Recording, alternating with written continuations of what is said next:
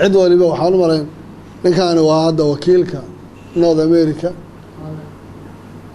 هولند يوكي أستراليا كندا هذو تيم كاس وحالا إذن كربا قولوا والبا يتجيستيدا iyo markay tagto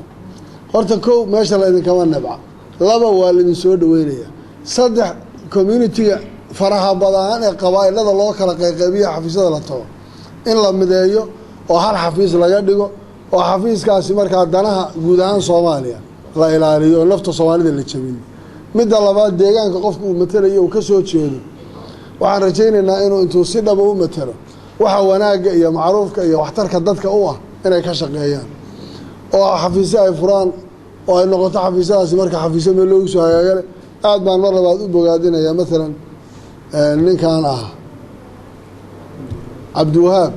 iyo xafiiska hadda ay North America ka fureen waana rajaynayaa inay ku dayasho mudato oo xafiiskaas oo kale sidiisa intii xafiisyo la furo jaaliyadu isxil qaanto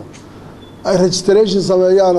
annagu aanu ku xidhnaa hadda kadib jaaliyadaha noo imanaya investment-ka ka hadlaya inaan ogaano ninkaan noo imanaya markuu xaggaa joogay jaaliyadii miyuu ahaa reer Jubbaland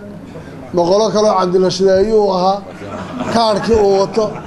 ay noqoto marka contribution-ka iyo wadanka wax qabadkiisa ma ka qayb qaadan jiray waa inay jirto category qofka xataa aan ku qiimeynayno oo aan la iska soo tagin taas barnaamijkaas sida la yeelo mar labaad iyo mar saddexaad waan idin soo dhaweynaynaa wadankiina u soo noqday idinku qurba joogay oo maalgelinta la imaada oo intaad xumaan ku bixin lahaydeen wanaagga ku bixiya oo intaad hadda samayn lahaydeen qabiilku idinku cusboonaan lahaa Soomaalinimada raadiya inta haddaan idin kaga soo haro